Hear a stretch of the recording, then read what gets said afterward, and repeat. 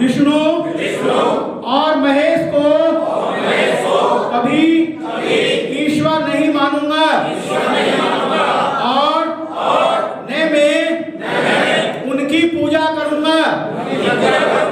मैं राम और कृष्ण को ईश्वर नहीं मानूंगा और उनकी पूजा कभी नहीं करूंगा।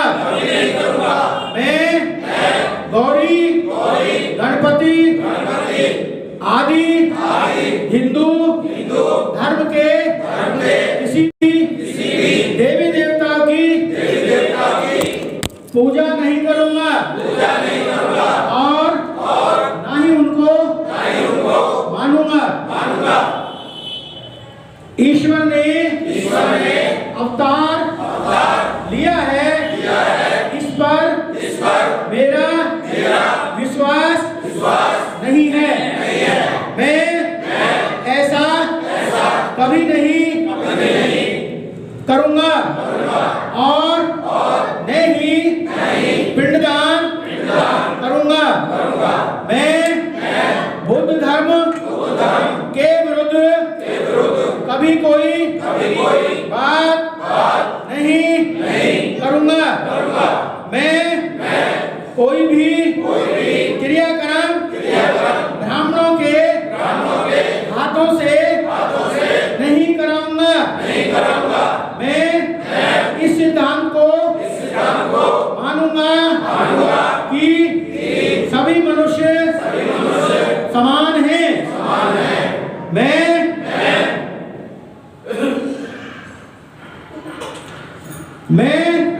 समानता की स्थापना का यत्न करूंगा। धर्म को पूर्णतः त्याग करता हूँ और बुद्ध धर्म को स्वीकार करता हूँ। मेरा यह पूर्ण विश्वास है कि भगवान बुद्ध का धर्म ही सही धर्म है। मैं यह मानता हूँ कि मेरा अब पुनर्जन्म हो रहा है। मैं यह पवित्र प्रतिज्ञा करता हूँ कि आज से मैं बौद्ध धर्म के अनुसार आचरण करूंगा। मैं ये प्रतिज्ञाएं प्रथम बार, तृतीय बार, दूसरे बार और तृतीय बार करता हूँ। साधु साधु साधु।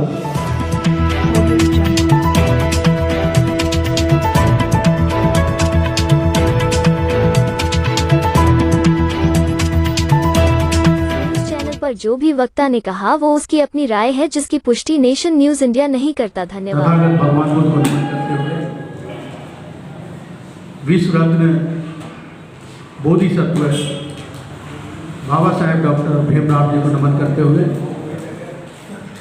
हमारे बीच भिक्षु थे, पंक्ति देकर चले गए, मैं उनको वंदना भी करता हूँ।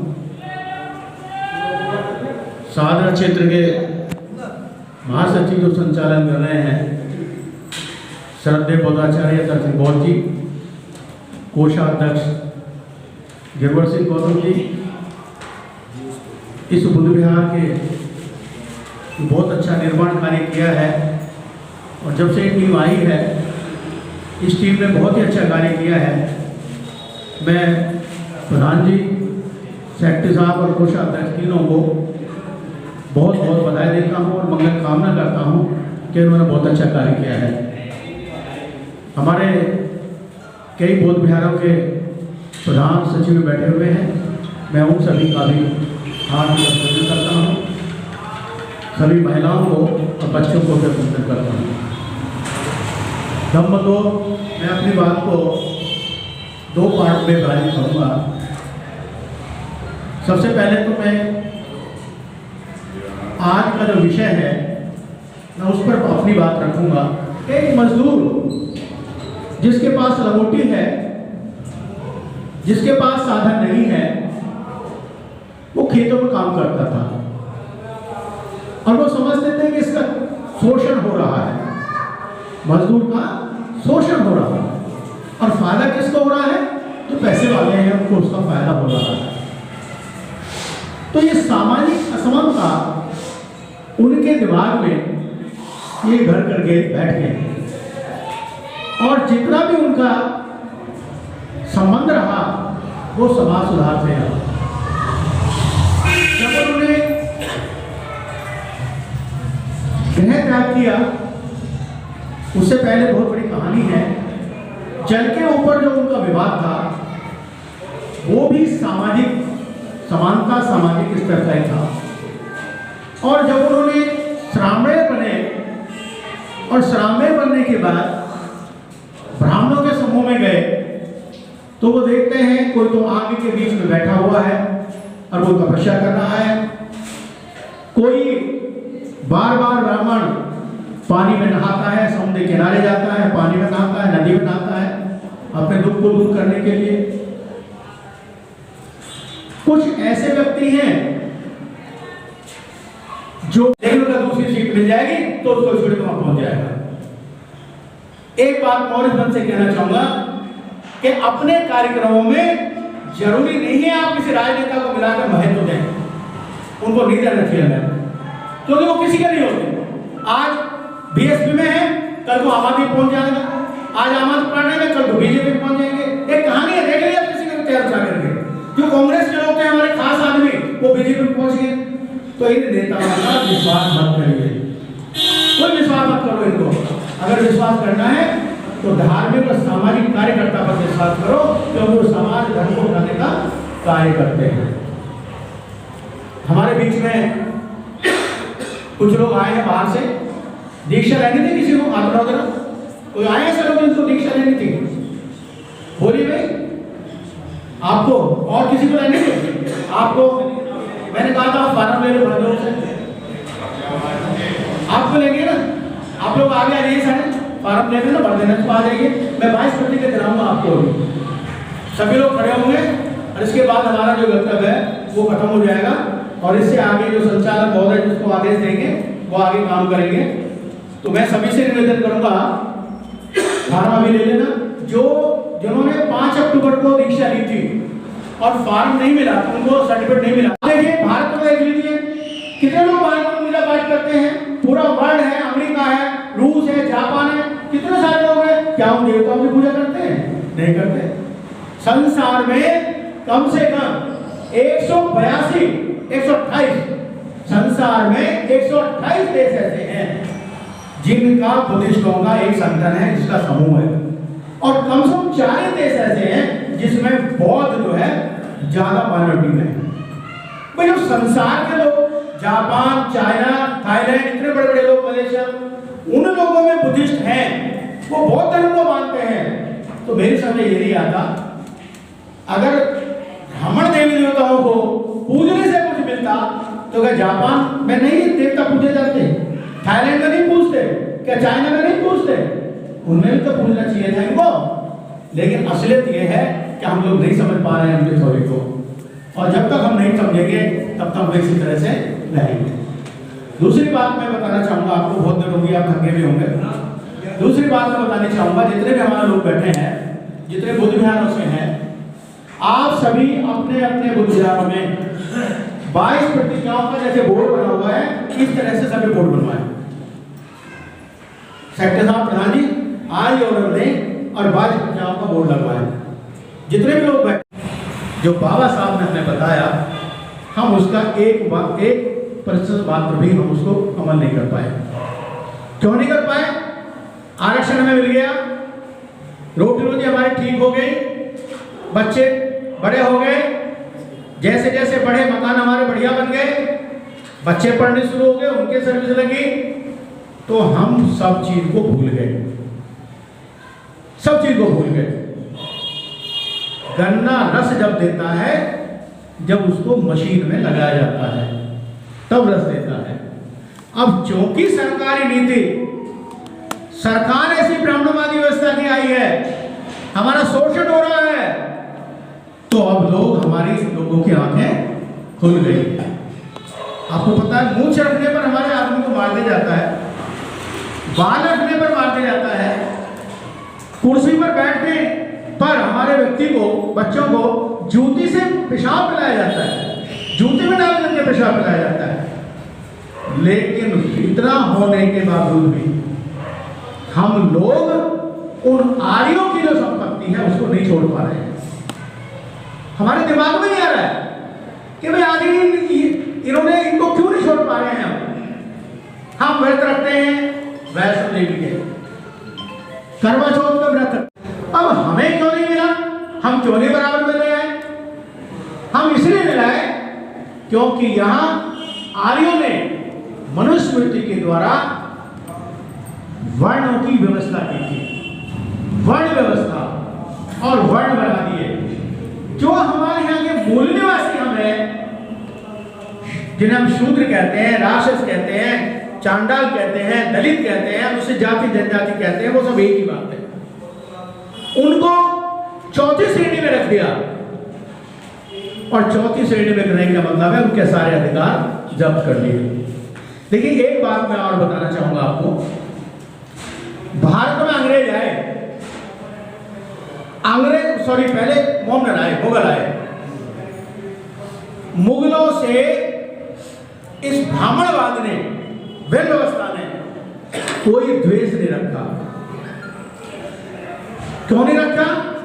कि उस साम दाम दंड भेद की नीति थी ब्राह्मणवाद में, वो उनसे मुगलों से उन्होंने समझौता कर लिया, उनके राज को उनको मिल गए, राज्य में उनका शासन में शामिल हो गए, और अगर कुछ भी ना हुआ तो अंत में अपनी लड़कियों को मुसलमानों को दे दिया, मुगलों को दे दिया। और हम लोगों का वही हाल रहा जो हाल, अगर मुझे विपස්සना बताई है, अगर आप विपස්සना साधना बैठ करके आप विपස්සना कैंप में नहीं गए, कोई बात नहीं, आप रोजाना 5 मिनट 10 मिनट जितना बैठ सकते हैं, अगर बैठ करके आप अपने सांस को रोक करके, सांस खींच करके, देख करके, सांस पर ध्यान रखिए, आप घर बैठे विपස්සना कर सकते हैं। तो आपको जो कष्ट है, जो दुख है, आपके दिमाग में जो चल रहा है, वो 10 मिनट के बाद आप बिल्कुल शांति आपको मिलेगी। यही वैज्ञानिकता है भगवान बुद्ध के तथागत धर्म की। दूसरा ये है कि देखिए, जब हम चलो हिंदू धर्म की बात करते हैं, हिंदू धर्म में क्योंकि हम हिंदू हैं, हिंदू हमारा बना दिया गया था हमको, नारी का बहुत बड़ा अपमान है, यानी कि नारी को शिक्षा का अधिकार नहीं था, नारी को घर से निकलने का अधिकार नहीं था, नारी को बराबर का अधिकार नहीं था। लेकिन तथागत भगवान बुद्ध ने जब महिला संघ बनाया, भिक्षुणी संघ बनाया और अपने संघ में शामिल किया, तो सबको बराबर का अधिकार दिया। उस भगवान तथागत बुद्ध से पहले नारी को समानता का अधिकार नहीं था। जहां तक हमारी बात है, ये बहुत बड़ा इतिहास है।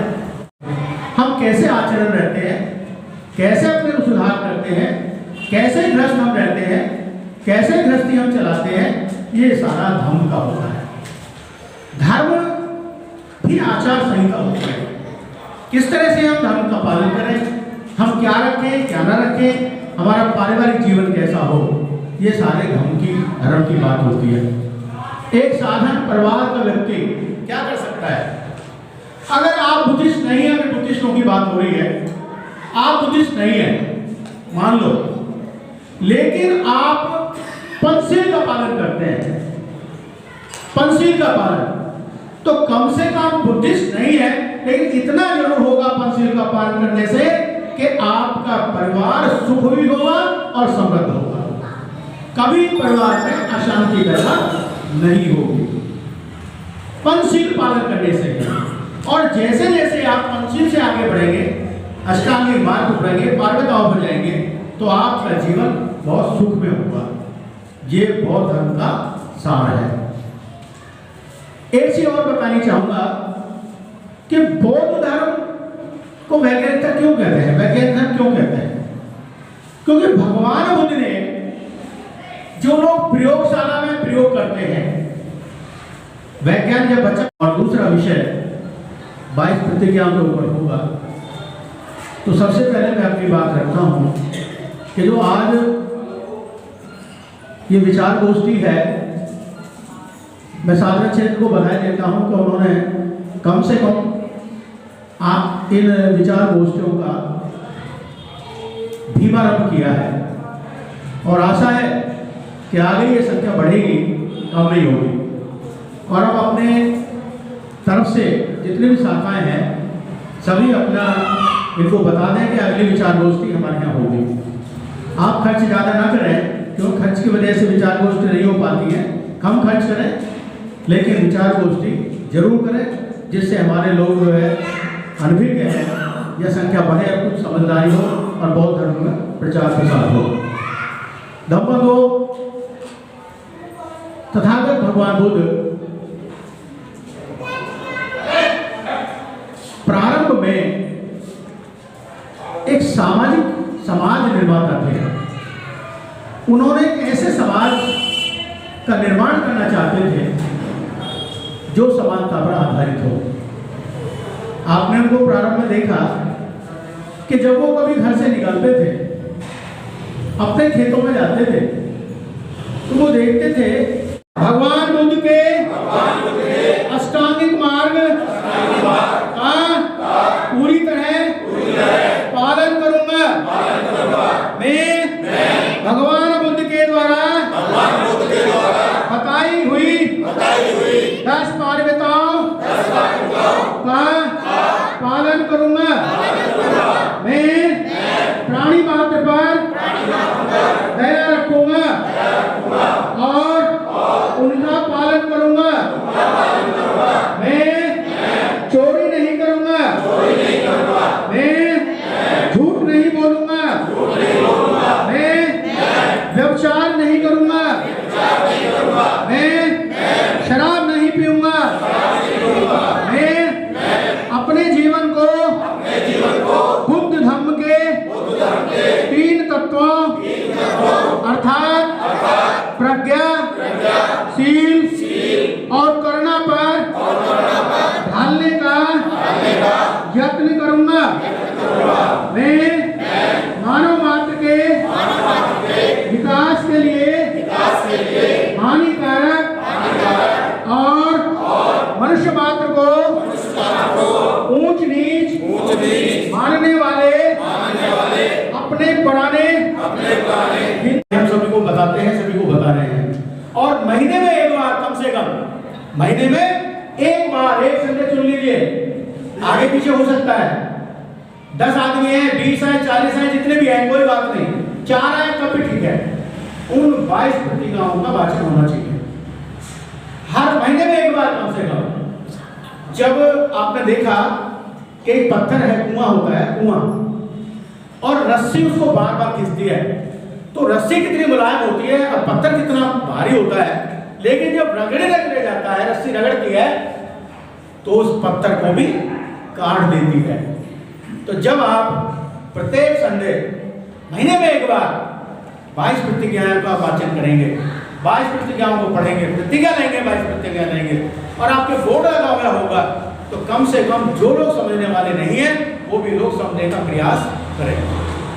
और एक चीज और है, देखिए मैं तो क्लियर कहता हूं कि हमें सामाजिक और धार्मिक जितने भी नेता हैं, कार्यकर्ता हैं, हमें उन पर विश्वास करना चाहिए। जो भी सामाजिक और धार्मिक कार्यकर्ता है हमें उस पर विश्वास करना चाहिए। किसी राजनीतिक नेता पर विश्वास नहीं करना चाहिए। राजनीतिक नेता कभी किसी का नहीं होता। उसे पता है जहां सीट मिलती है उसकी कितनी बेइज्जती हो जाए, नवरात्रि के व्रत करते हैं। अगर हम सही मायने में देखें तो ये है क्या, ये आर्यों की अनार्यों पर विजय है। हम पर विजय है उनकी।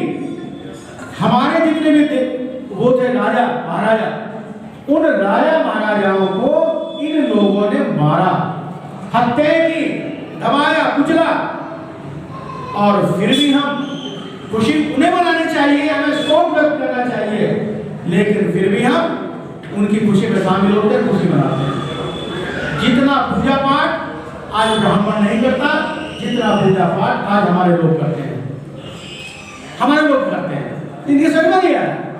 क्या जब ही समझोगे जब आपको घरों में से निकालने का पीटेंगे मारेंगे, क्या आप इस उठा के ले जाएंगे, तभी आप समझोगे। अगर आप नहीं समझे अभी तो ऐसा समय शीघ्र आने वाला है, ऐसा समय भी आएगा अगर हम नहीं समझेंगे। इसका ये मतलब है कि हम लोगों को वास्तव में बुद्ध धर्म ग्रहण कर लेना चाहिए, बाबा साहब की बात को हमें मान लेना चाहिए, क्योंकि बिना बुद्ध धर्म के ग्रहण किए हुए हमारा भला होने वाला नहीं है। कोई पूजा पाठ से कुछ नहीं होता, जो है वो तभी से अब तक चलता आ रहा है। अब हम क्यों ऐसे आगे? क्योंकि हम अपने इतिहास को ना जान ना पाए, अपने इतिहास के बारे में हमें ज्ञान ना हो जाए, इसलिए क्योंकि मुकाबला हम ही कर सकते हैं, पहले से भी आज भी हम मुकाबला कर रहे हैं, तो इसलिए इन लोगों ने हमारे सारे अधिकार जब्त कर लिए और हमें वही स्थिति पर ला दिया जो स्थिति कभी हो नहीं सकती थी। अब जब निग्रो 33% पर अमेरिका की संपत्ति पर अपना अधिकार जमा सकते हैं तो भारत में जमा सकते हैं, लेकिन इनको राजनीतिक या सरकारी संरक्षण प्राप्त नहीं है। सरकार नहीं चाहती, वर्ण व्यवस्था वाले नहीं चाहते कि इनका विकास हो, इसलिए हम वही के वही हैं। और अगर बाबा साहब डॉक्टर B.R. अम्बेडकर नहीं होते और संविधान की रचना ना होती, भगवान तथागत बुद्ध नहीं होते, तो ये समानता हमारी उसी तरह से रहती जैसे कि हम पहले होते आ रहे थे, हमारा जीवन चलता आ रहा था। ये बहुत बड़ी कहानियां हैं। अब हमें सोचना क्या है? सोचना हमें ये है, अब ये सीधे हमें करना क्या है? बाबा साहब बहुत कुछ कर गए, लेकिन हम अभी तक पहले था, तो उनसे भी आज जो व्यवस्था चल रहा है मुसलमानों का, आज से पहले हिंदू और मुस्लिम की कोई लड़ाई नहीं थी, क्योंकि उनका बेटी रोटी का रिश्ता था, बेटी रोटी का रिश्ता। कितने सारे बड़े बड़े लीडर आप देखना होगा, उनको घर में मुसलमान ही है, मुसलमानों घर में हिंदू हैं, कोई रिश्ता नहीं था। लेकिन हमारे साथ वही रिश्ता रहा जो पहले से आया। क्यों रहा? क्योंकि जो हमारी संस्कृति है, हमारी संस्कृति आर्यन संस्कृति और अनार्यन संस्कृति, उनकी आर्य संस्कृति है, हमारी अनार्य संस्कृति है। वो वैदिक धर्म के मानने वाले थे, हम श्रवण संस्कृति के मानने वाले थे। तो ये हमारा युद्ध पहले से ही चला आ रहा है। राम की कहानी आप उठा के देखिए रामायण, तो उसमें भी रावण अनार्य था, राम आर्य था। रावण अनार्य था और राम आर्य था। हिरण्यकश्यप की बात करते हैं तो हिरण्यकश्यप अनार्य था और जिसने उसको मारा, जिसने उसको हिरण्यकश्यप को मारा, वो कौन था? वो आर्य था। अगर हम दुर्गा की बात करते हैं तो महिषासुर अनार्य था और दुर्गा आर्य थी। तो ये जो कहानी हमारी है, ये इतिहास, जितने भी यहाँ के शूद्र थे या दलित थे, उनको तो अधिकार की बात ही खत्म करो। उनको तो इन्होंने ऐसा बना दिया कि ना मरे और ना जिंदे। मर भी नहीं सकते क्योंकि मौत आएगी नहीं, जिंदे इसलिए रह सकते क्योंकि उनको अधिकार नहीं, ना खाने को अच्छा, ना पहनने के लिए अच्छा और ना इनको रहने के लिए अच्छा। तो ये हमारे साथ हुआ। भगवान बुद्ध ने इन सब चीजों को पाबंदी लगाई और अपना उद्देश्य माना समानता का लेकर। देखिए, हम अमेरिका की बात करते हैं। अमेरिका में निग्रो जाति हमारे से भी बदतर निग्रो जाति थी। अमेरिका में जो हाल हमारा दलितों का, शोषितों का, शूद्रों का भारत में था, उससे ज्यादा कहीं खराब हाल निग्रो का था अमेरिका में। लेकिन राजनीतिक सत्ता ने उनको सहयोग दिया, उनको बराबर लाए और आज अमेरिका में निग्रो 33% अमेरिका की 33% संपत्ति राजनीतिक अधिकार पर उनका हक है निगरों का, और आज वो आपसे कहीं अच्छे हैं। पता है साइंस में, साइंस का जाता है तो विज्ञान की प्रयोगशाला में जाता है और वहां पर वो प्रयोग करता है, और प्रयोग करने के बाद देखता है कि सत्य क्या है, सत्य की खोज करता है, यानी विज्ञान जो है वो सत्य है। इसी तरह से भगवान तथागत बुद्ध ने जो प्रयोग करना था इस ओपन वातावरण में, जंगल में, वन में, पर्वतों के बीच में अपने शरीर पर ही सारा कुछ प्रैक्टिकल किया, सारा प्रयोग किया। सांस कैसे लेते हैं, सांस कैसे जाता है, सांस कैसे रुकता है, ये सारी चीजें, दुख कैसे होता है, दुख का क्या कारण है, ये सारा उन्होंने जो सीखा वो अपने शरीर पर ढाल कर ही सीखा। तो ये है, इसलिए हम इसको वैज्ञानिक कहते हैं। वैज्ञानिक का है, वैज्ञानिक का मतलब क्या, क्यों, कैसे, क्या, क्यों, कैसे, ये सिद्धांत है विज्ञान का। क्या होगा, कैसे होगा, उसका निष्कर्ष क्या निकलेगा। इसी तरह से भगवान बुद्ध का धर्म है। अगर आप पंचशील का पालन करोगे तो आपका परिवार को निर्णय होगा, निष्कर्ष निकलेगा और वो सुखी और संपन्न होगा। तथागत बुद्ध ने विपश्यना भी बताई, जो आज योग करते हैं, सारे योगी करते हैं। वृक्ष के नीचे बैठे, बहुत बड़ी कहानी है, और उनको ज्ञान प्राप्त हुआ। सबसे पहले तो उन्होंने उपदेश दिया पंचशील, 5 श्रावणों को, जो बाद में संघ भी बन गया था, भिक्षु बने।